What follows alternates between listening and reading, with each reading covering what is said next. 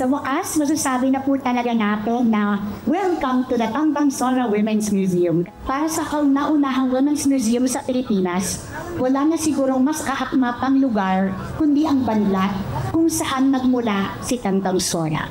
Her story was unique in many ways. Sino bang mag-akala na magkakaroon tayo ng isang bayanang babae na solo parent at senior citizen? Naisip namin na napakagandang tribute nito para sa kanya. This museum is a labor of love at sa espasyong ito, ipinagdiriwang natin ang mga kwentong sumasalamin sa pusong Pilipina. Kaya kinikilala natin ang bawat Pilipina na tumindig, lampas sa mga anino at nakasanayan, pinalawak ang mundo, hindi lang para sa kanila, kundi para sa kapwa. At nangahas na mangarap ng mas maliwanag, makatarungan at patas na bukas para sa inang bayan.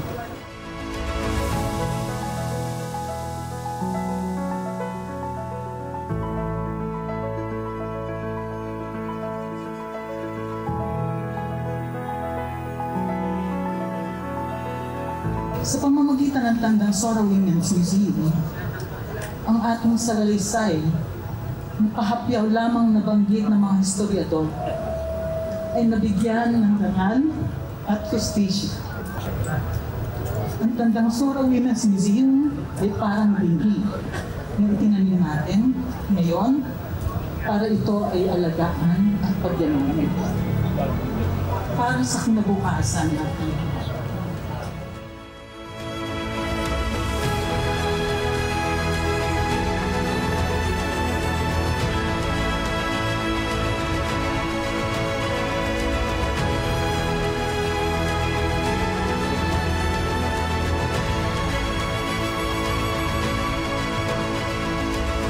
We have to look at history, no? Because history is the trajectory, no, of the design process for this structure. So, of course, Katipunan, and then we have to know, no, what are the virtues, no, of Tandang Sora and how it can be, no, communicated to our next generation. No? Ang tapang at husay ng mga Pilipinang katulad ni Tandang Sora ang nagbigay ng daan para sa napakaraming karapatang tinatamasa nating mga kababaihan ngayon.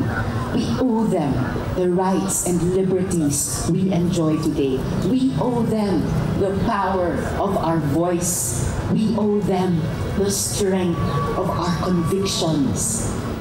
Sinasabi din ng kwentong buhay ni Tandang Sora na wala sa edad o sa kasarian o sa antas sa buhay ang pagmamahal natin sa ating bansa. At kapag mahal natin, ipinaglanlaban natin. This is who we are. This is who we have always been.